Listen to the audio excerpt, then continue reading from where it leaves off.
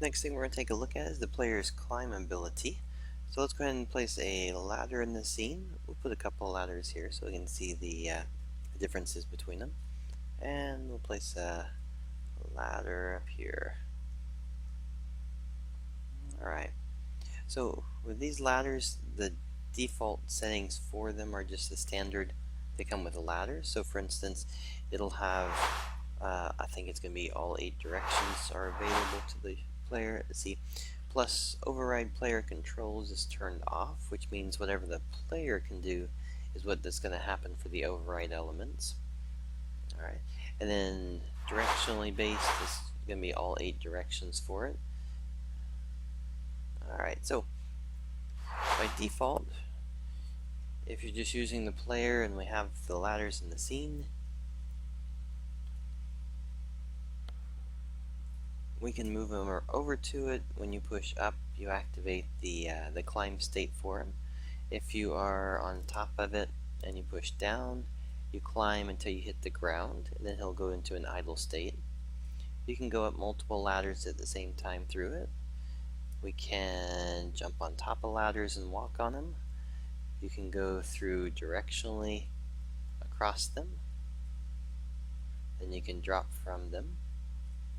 Alright, so those are going to be all the different states for the ladder. So let's go ahead and we'll take a step through the player's options here so we can make sure we know what the player can and can't do with a ladder.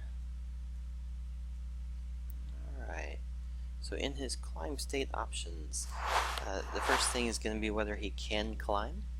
So as a for instance, we could say we don't want him to climb. There's also going to be options for climbing fast, so you could say that he can only move at just his regular move speed. Angle fast as well, and then the climb idle, climb die, climb drop, and turn around.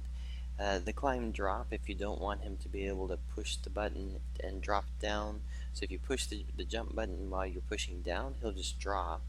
But if you don't want him to, you can click on that.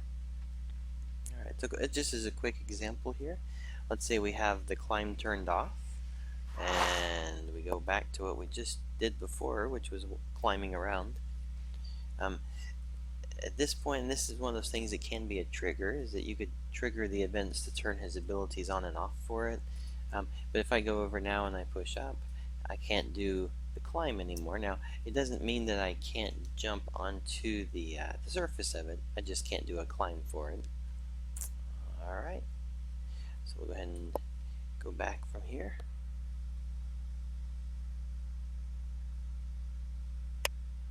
Alright, so we'll take a look at the rest of the properties next, but remember the main parts is going to be his interaction between him and the ladder, and then what he can do versus if the override options are available. And we'll take a look at all those in the next one.